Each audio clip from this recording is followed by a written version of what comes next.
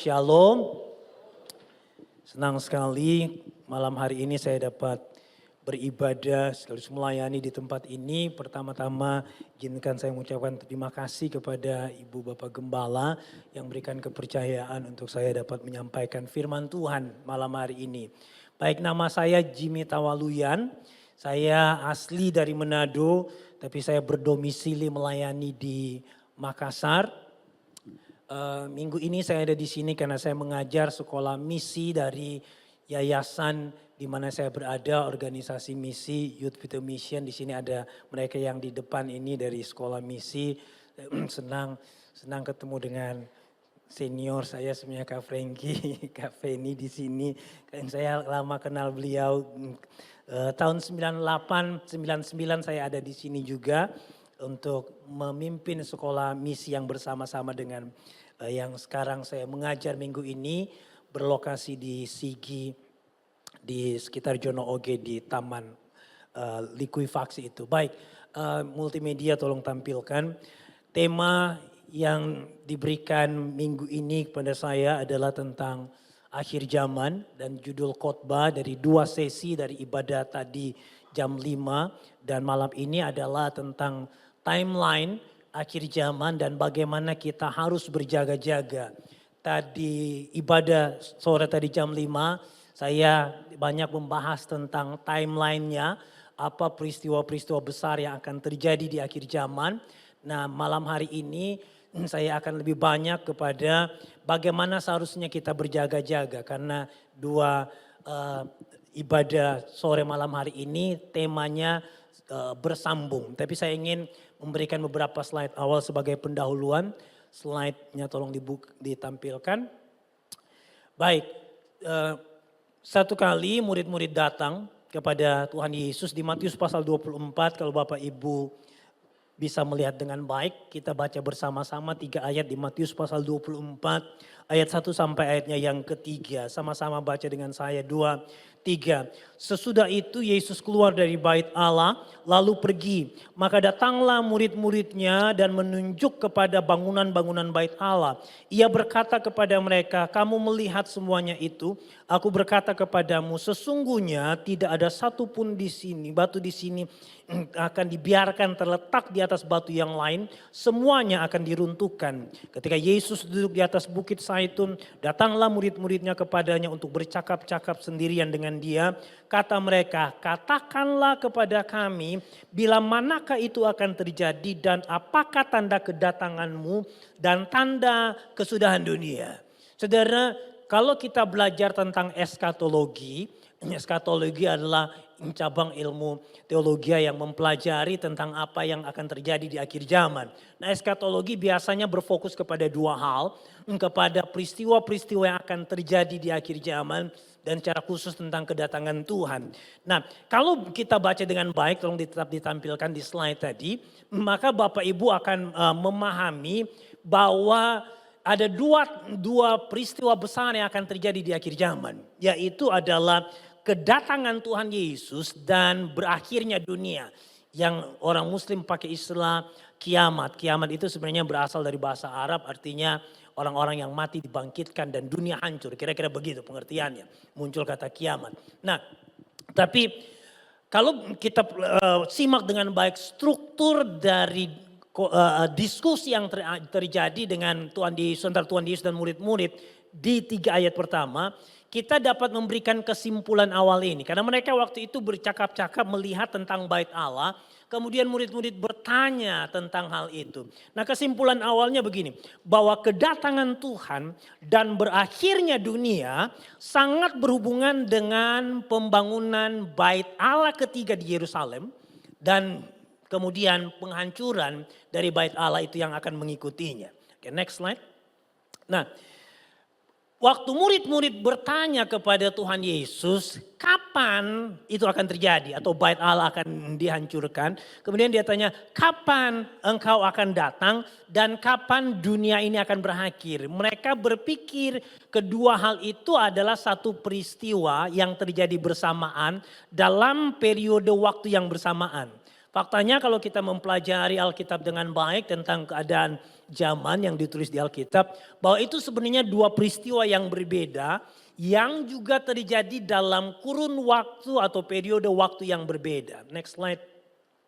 Nah, saya hanya ingin membahas dengan cepat saja tanda awal, kemudian syarat-syarat akan terjadi, dan nanti akan saya lompat di bagian akhir tentang bagaimana seharusnya kita mempersiapkan diri karena waktu yang terbatas.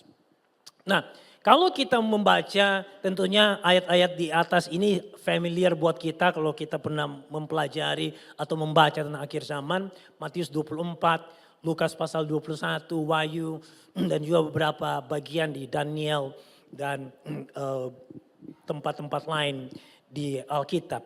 Nah, dari ayat-ayat itu maka kita tahu begini bahwa tanda-tanda awal dari kedatangan Tuhan adalah penyesatan, munculnya nabi palsu dan sebagainya. Kemudian penyakit menular, bahasa Alkitab pakai istilah penyakit sampar. Penyakit sampar itu maksudnya penyakit menular yang kalau berdasarkan doktrin atau teori Alkitab penyakit menular ini yang terjadi harusnya skopnya dunia bukan hanya global atau lokal di negara atau daerah tertentu. Nah, pandemi COVID-19 yang baru terjadi beberapa tahun lalu, saya percaya itu bagian dari tanda-tanda itu. Penyakit menular yang terjadi di seluruh dunia. Yang kita nggak tahu mungkin akan terjadi lagi, kita nggak tahu, tapi itu saya percaya salah satu tanda bahwa tanda awal itu sedang mulai terjadi. Akan terjadi perang, kita sudah tahu perang yang terjadi antara Rusia dan Ukraina. Kemudian juga konflik yang semakin bergejolak di sekitar Timur Tengah, Israel dengan Hamas, dengan Iran. Iran mulai mempersiapkan rudalnya dan sebagainya. Kemudian juga Palestina dan negara-negara sekitar gitu. Timur Tengah lagi panas-panasnya sekarang ya. Nah, itu sedang terjadi hari-hari ini. Kemudian gempa, kalau Bapak Ibu mengikuti media sosial, 2-3 hari yang lalu terjadi gempa di Thailand dan Myanmar. Ya, di Thailand gedung harusnya dipersiapkan gedung pencakar langit runtuh semuanya. Kita ngikuti itu di TikTok atau di IG. Nah, itu tanda-tanda yang sedang terjadi. Untuk Indonesia gempa bukan sesuatu yang asing buat kita. Bapak Ibu pernah mengalami di sini di Palu beberapa tahun yang lalu. Akan muncul aniaya, kemurtatan semakin meningkat, akan terjadi resesi ekonomi yang luar biasa di mana harga-harga akan naik begitu tinggi. Sementara daya beli orang begitu lemah, itu akan terjadi. Salah satu nubuatan Alkitab yang ditulis di Wahyu pasal 6 bilang begini. Ketika salah satu meterai dibuka ada suara bilang begini. Secupak gandum sedinar. Oke. Nah, secupak gandum, satu gandum itu seperti beras, satu cupak kurang lebih 1 liter. Harga satu cupak beras akan harganya 1 dinar. Dinarnya jangan dikonversi ke nilai mata uang sekarang, tapi 1 dinar itu harga buruh harian ketika Alkitab ini ditulis. Kira-kira harga tukang bangunan sekarang, ya saya nggak tahu kalau di Palu, di Makassar paling murah 100 ribu gaji buruh harian. Jadi akan datang masa di mana harga 1 liter beras itu kurang lebih 100 ribu. Sekarang baru kurang lebih di 10 ribu. Ya, tapi akan naik harga yang begitu mahal. Itu bagian dari nubuatan tentang tanda-tanda akhir zaman. Dosa, kejahatan akan meningkat begitu rupa. Tapi kemudian Matius 24 ayat 8 bilang begini. Akan tetapi semuanya itu barulah permulaan penderitaan menjelang zaman baru. Yaitu baru tanda-tanda awal. Oke, next slide please. Nah, kalau kita mempelajari kedatangan Tuhan, maka kita akan mengenal tanda kedatangan Tuhan dan syarat kedatangan Tuhan. Tanda boleh terjadi berulang kali, gempa boleh terjadi berulang kali, perang dunia 3 boleh terjadi berseri-seri lamanya. Tetapi kalau syarat kedatangan Tuhan tidak terpenuhi, maka Tuhan belum akan datang. Nah, syarat kedatangan Tuhan ditulis dalam Matius 24 ayat 14 bilang begini. Dan Injil kerajaan ini akan diberitakan di seluruh dunia menjadi kesaksian bagi semua bangsa. Sesudah itu barulah tiba kesudahannya. Oke. Nah, jadi jelas bahwa Injil harus diberitakan dulu.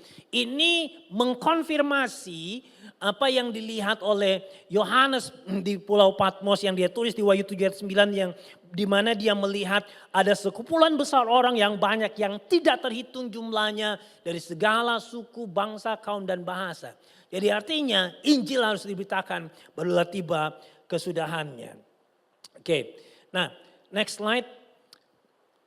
Nah, Yesus kemudian bilang begini. Jadi ketika murid-murid tanya, kapan engkau datang dan kapan kesudahan dunia? Yesus menjawab di ayat 36 Injil Matius pasal 24. Tetapi tentang hari dan saat itu tidak ada seorang pun yang tahu. Malaikat-malaikat di surga tidak dan anak pun tidak, hanya Bapa sendiri. Jadi tidak ada orang yang bisa klaim begini. Bahwa bahkan sehebat-hebatnya seseorang bisa menafsirkan Alkitab. Tidak ada seseorang yang bisa bilang begini. Tuhan akan datang tanggal 31 Juli 2026 misalnya. Tidak akan terjadi. Itu tidak mungkin.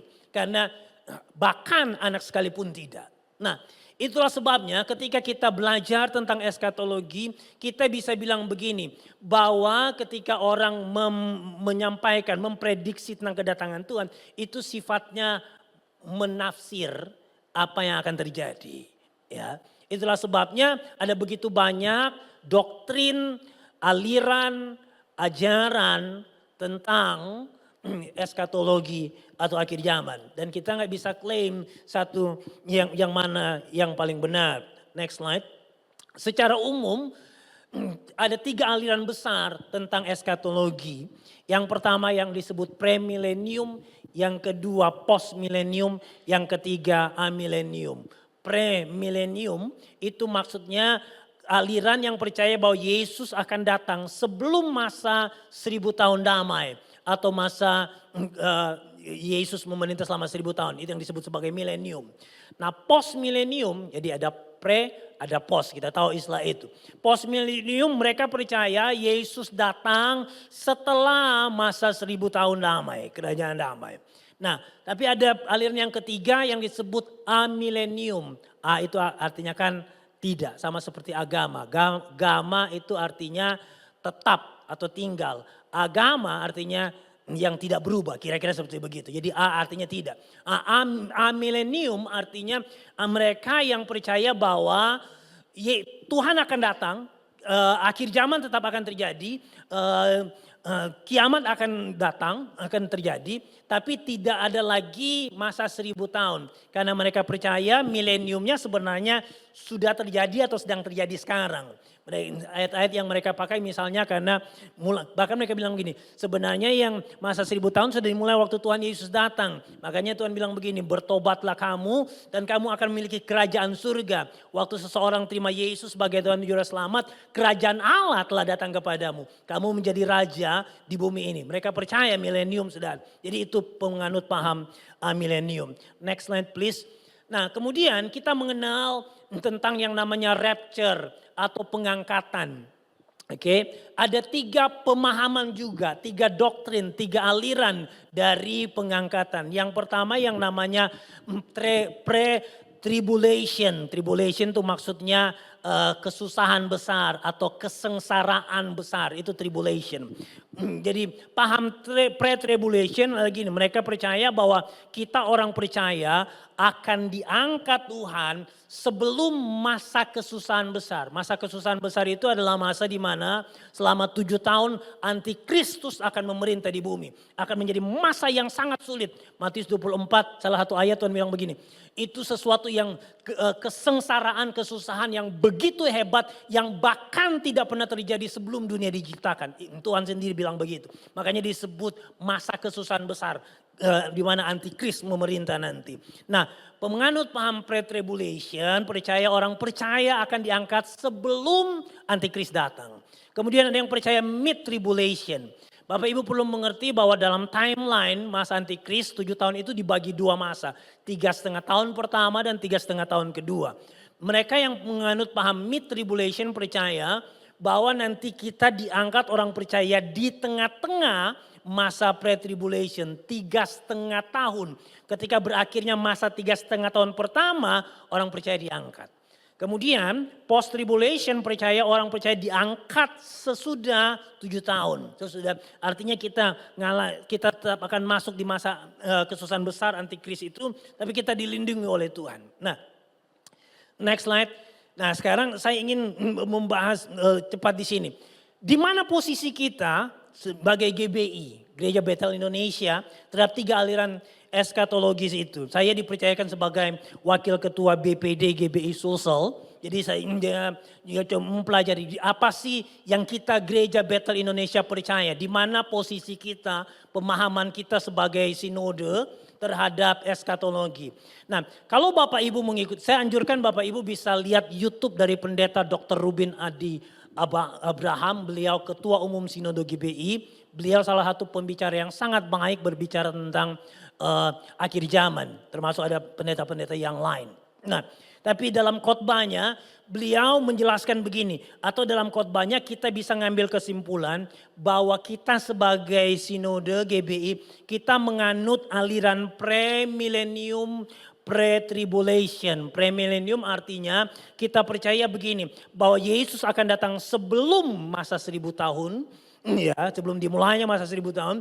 Dan Yesus akan datang sebelum masa kesusahan besar.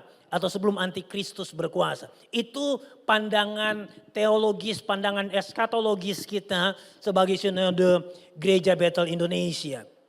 Nah, artinya gini, perhatikan yang saya highlight biru.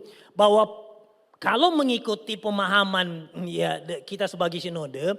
Artinya bahwa peristiwa besar akhir zaman yang akan terjadi, yang pertama kali akan terjadi, yang sedang kita nantikan kalau Tuhan berkenan kita masuk dalamnya adalah pengangkatan, rapture, di mana kita diangkat ya dan kemudian menyongsong Tuhan di awan-awan. Alkitab menulis hal itu.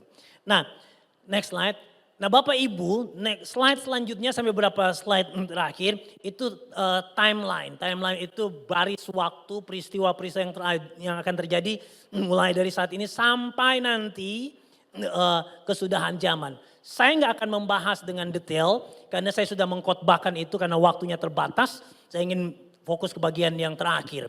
Bapak Ibu nanti bisa lihat di YouTube di gereja ini, atau kalau yang ingin slide-nya bisa minta PowerPoint saya di multimedia. Saya hanya akan baca dengan cepat 3 peristiwa besar yang akan terjadi dalam timeline akhir zaman ini. Yang pertama rapture, pengangkatan, saya nggak akan membahas secara detail. Yang kedua, next slide, masa antikris berkuasa selama 7 tahun. Atau saya bahas dengan cepat saja di sini supaya Bapak Ibu mengerti gambarannya. Saya akan bahas di bagian ini. Nah, tadi saya jelaskan ada 2 masa 7 tahun itu dibagi 2 tahap. 3,5 tahun pertama dan 3,5 tahun kedua.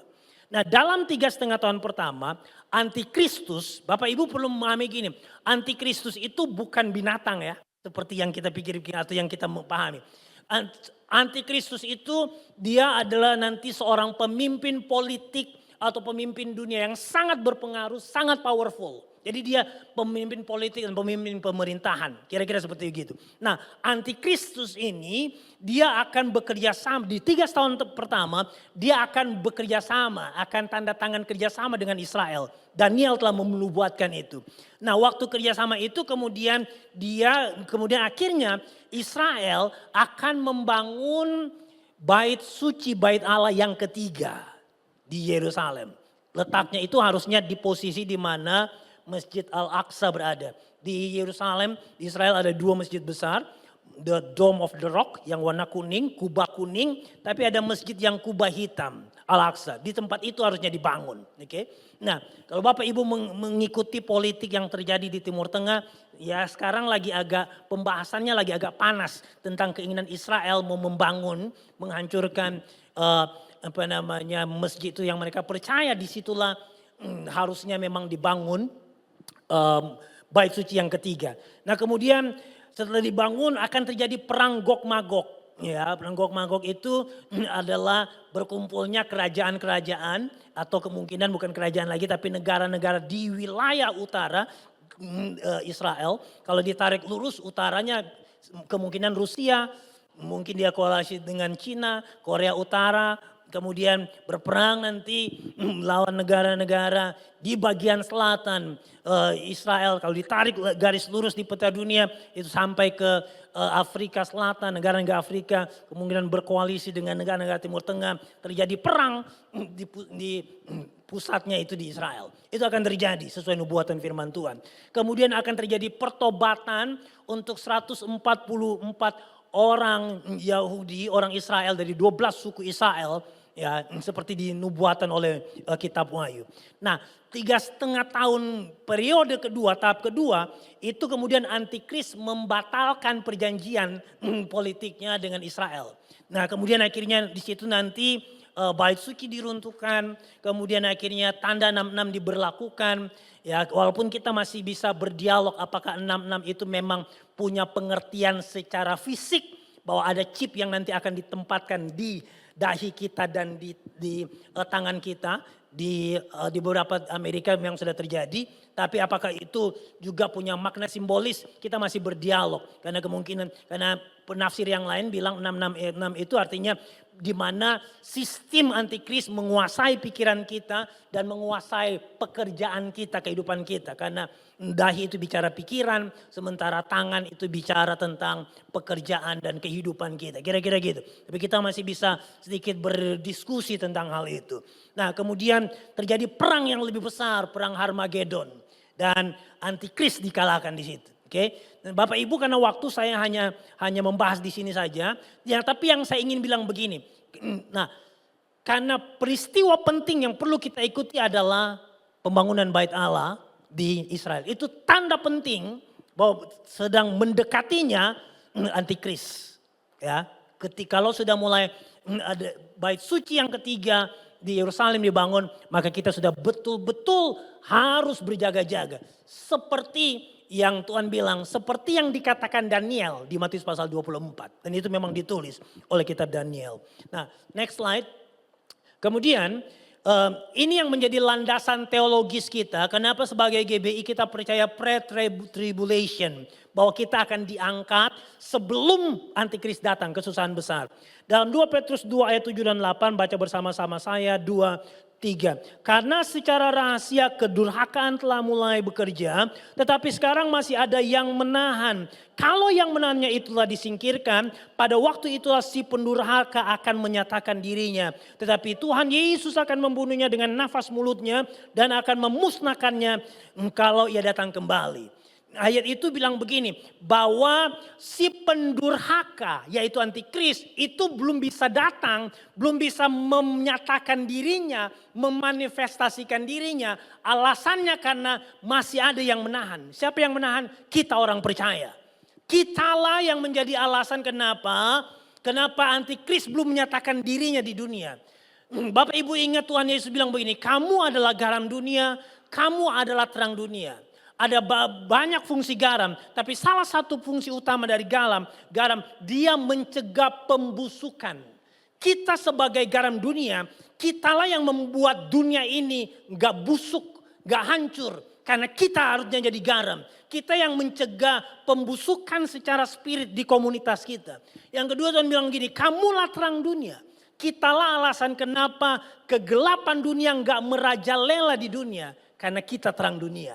Tapi kalau nanti kita sudah diangkat, garamnya udah nggak ada, dunia bertambah busuk. Terangnya udah nggak ada, dunia bertambah gelap. Di situ antikris akan memaksimalkan kuasanya secara luar biasa.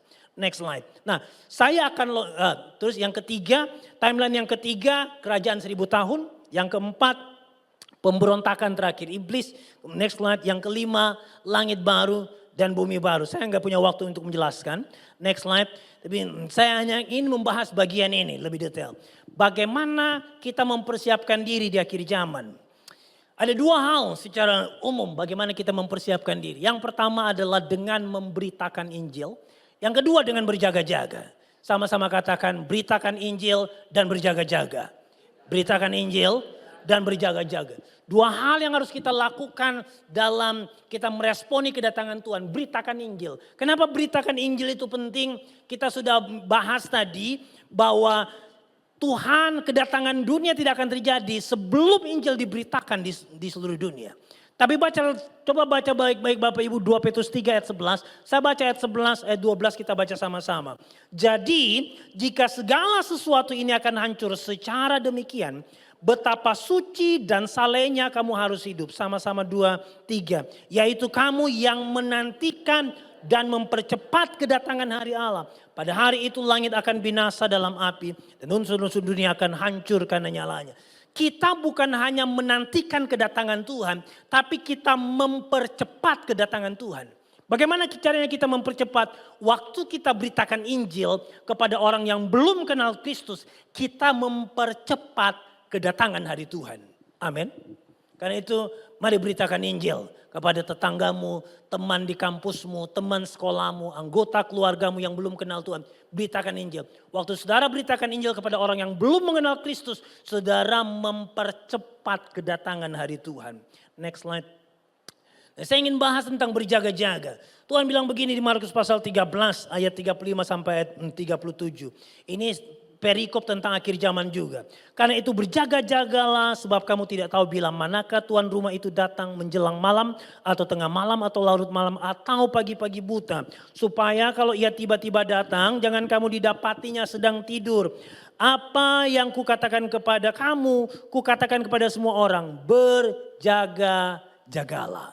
Oke? Dua kali Tuhan Yesus berbicara. Kalau Bapak Ibu buka di aplikasi Alkitab, maka tulisan ini akan ditulis dengan tinta merah. Artinya itu keluar langsung dari mulut Tuhan.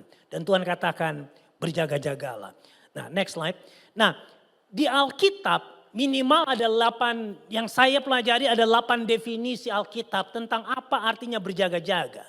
Yang pertama adalah berjaga-jaga dalam doa. Matius 26 ayat 41, kita tahu cerita ini ketika Tuhan Yesus membawa murid-murid di atas gunung. Dan Tuhan Yesus bilang begini, berjaga-jagalah dan berdoalah supaya kamu jangan jatuh ke dalam pencobaan. Roh memang penurut tetapi daging lemah. Jadi berjaga-jaga yang pertama adalah berjaga-jaga dalam doa. Mari kuatkan doa kita Bapak Ibu, amin. Saya tadi melihat pengumuman gereja. Wah, ada salah satu hari ada waktu doanya sampai 4 sesi waktu doanya. Luar biasa gereja di tempat ini. Tingkatkan doamu. Tingkatkan kualitas doamu pribadi, kualitas doamu sebagai keluarga dan komsel-komselmu. Karena itu salah satu cara kita mempersiapkan diri. Yang kedua, berjaga-jaga dalam firman dan roh.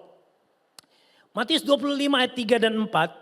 Bilang begini, gadis-gadis yang bodoh itu membawa pelitanya tetapi tidak membawa minyak. Sedangkan gadis-gadis yang bijaksana itu membawa pelitanya dan juga minyak dalam buli-buli mereka. Kita tahu kedua cerita ini tentang dua kelompok gadis yang bijaksana dan yang bodoh. Yang sedang menantikan kedatangan mempelai. Gadis-gadis itu gambaran dari gereja sebagai mempelai perempuan. Dan Kristus sebagai mempelai pria, mempelai laki-lakinya. Nah, tapi gadis-gadis yang bijaksana, mereka ini punya pelita dan minyak. Tetapi yang bodoh punya pelita tapi nggak ada persediaan minyak. Ya, mereka kemudian tertinggal. Kita tahu pelita itu gambaran dari firman Tuhan. Mazmur 119 ayat 105. Firmanmu pelita bagi kakiku dan terang bagi jalanku. Dan minyak gambaran dari Roh Kudus. Lebih tepatnya pengurapan Roh Kudus. Nah, mereka yang berjaga-jaga, yang memiliki minyak, yang pelita dan minyak, mereka kemudian bisa masuk dengan pesta anak domba itu. Tapi mereka yang nggak punya persediaan minyak, ya mereka nggak akan bisa masuk. Jadi firman dan roh, kita harus berjaga-jaga dalam firman dan roh. Tingkatkan saat teduhmu, tingkatkan baca Alkitabmu. Jangan sampai hanya baca Alkitab pada waktu hari Minggu saja. Amin. Next slide. Yang ketiga, berjaga-jaga yang ketiga adalah berjaga-jaga dalam doktrin pengajaran. Matius 8 ayat 15 bilang begini. Lalu Yesus memperingatkan mereka katanya, berjaga-jagalah dan awaslah terhadap ragi orang Farisi dan ragi Herodes. Nah, apa maksudnya ragi itu? Matius 16 ayat 12 bilang begini. Ketika itu barulah mereka mengerti bahwa bukan maksudnya supaya mereka waspada terhadap ragi roti. Ya, melainkan terhadap ajaran orang Farisi dan Saduki. Jadi ragi itu gambaran dari doktrin pengajaran. Nah, kita juga salah satu cara untuk kita berjaga-jaga adalah berjaga-jaga dalam doktrin dan pengajaran. Ya, kenapa? Karena Tuhan sudah kasih warning di Matius 24. Di salah satu tanda-tanda kedatangan Kristus. Tuhan bilang begini. Sebab Mesias-Mesias palsu dan nabi-nabi palsu akan muncul. Dan mereka akan mengadakan tanda-tanda yang dahsyat dan mujizat-mujizat. Sehingga sekiranya mungkin mereka menyesatkan orang-orang pilihan juga. Jadi nabi-nabi ini bukan hanya mengajar sesat. Tapi mereka bisa mengadakan mujizat. Mereka bisa menyembuhkan orang. Tapi pakai roh-roh lain, pakai kuasa-kuasa lain. Nah kita harus punya roh yang membedakan. Kemampuan untuk membedakan roh. Apakah itu berasal dari Tuhan atau dari iblis. Yang keempat, next slide, adalah berjaga-jaga dalam hal penguasaan diri. Secara khusus ketamakan dan keinginan daging lainnya. Lukas 12 ayat 15, kata Yesus lagi kepada mereka, berjaga-jagalah dan waspadalah terhadap segala ketamakan. Ya. Gak puas diri. Termasuk di situ keinginan daging. Ya. Itu kemudian selaras dengan apa yang ditulis 1 Yohanes 2 ayat 16-17. Sebab semua yang ada di dalam dunia itu yaitu keinginan daging, keinginan mata, keangkuhan hidup. Bukanlah berasal dari Bapa, melainkan dari dunia ini. Dan dunia ini sedang lenyap dengan keinginannya. Tetapi orang yang melakukan kehendak Allah tetap hidup selama-lamanya. Yang kelima, next slide. Berjaga-jaga yang kelima adalah berjaga-jaga dalam kesetiaan melakukan perintah Tuhan. Dan melakukan tugas pelayanan yang dipercayakan Tuhan.